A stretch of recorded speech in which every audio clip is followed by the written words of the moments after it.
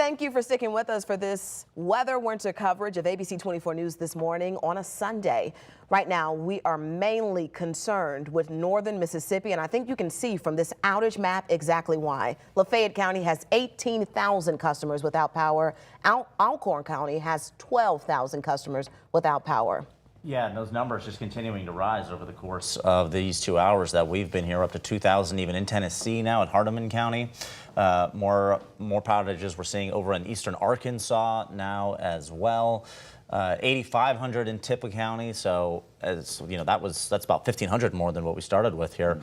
So clearly, as Trevor's been talking about, this thing is really just getting started, and power outage is probably going to continue to grow. Yeah, and something important to mention, we could just stay on this map here. I made this point, we were live streaming last night as the ice storm was starting, about midnight, 1 a.m., if that tells you how much sleep I've gotten. We were talking about that ice storm rolling in last night, but I want to make sure everybody was aware of it. A good point to make with these outages is this measures per somebody's bill.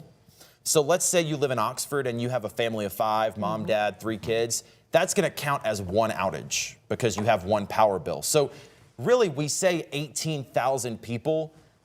That could easily be 35 or 40,000 people that do not have electricity and heat this morning, especially at Ole Miss. If it's anything like Mississippi State, where I went, we have those college apartments that are like 4 or 5 students to an apartment. So again, that's also going to count as one outage. So when we give you these numbers, be aware it doesn't count the amount of people in the home. So we're talking about a substantial amount of people in North Mississippi that are without power. It's already bitterly cold, and it's going to get colder. And another thing too, with these ice storms, if you've ever been through an ice storm, we had one a couple of years ago. 2009 is another one people think about.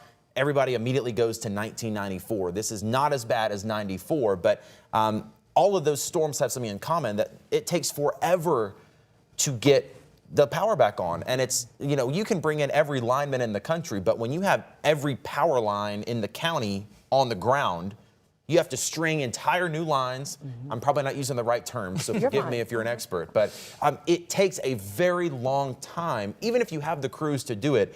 These are going to be long-term power outages, days if not weeks, in extreme cold. So again, check on your people. Make sure you have a way to stay warm. We were telling you that days ago. We do have those warming centers on our website. Please, please check on your people and make sure you're staying warm safely. You know, Desmond Nugent is our only eyes and ears really in Oxford right now. Were you concerned when he says he's still seeing freezing rain and not sleet? Yeah, I would have hoped that we would have gone to sleet. I mean, it's already bad enough in Oxford. This is just adding insult to injury. We need to wrap this storm up. Our radar was indicating that maybe it was starting to go to sleet.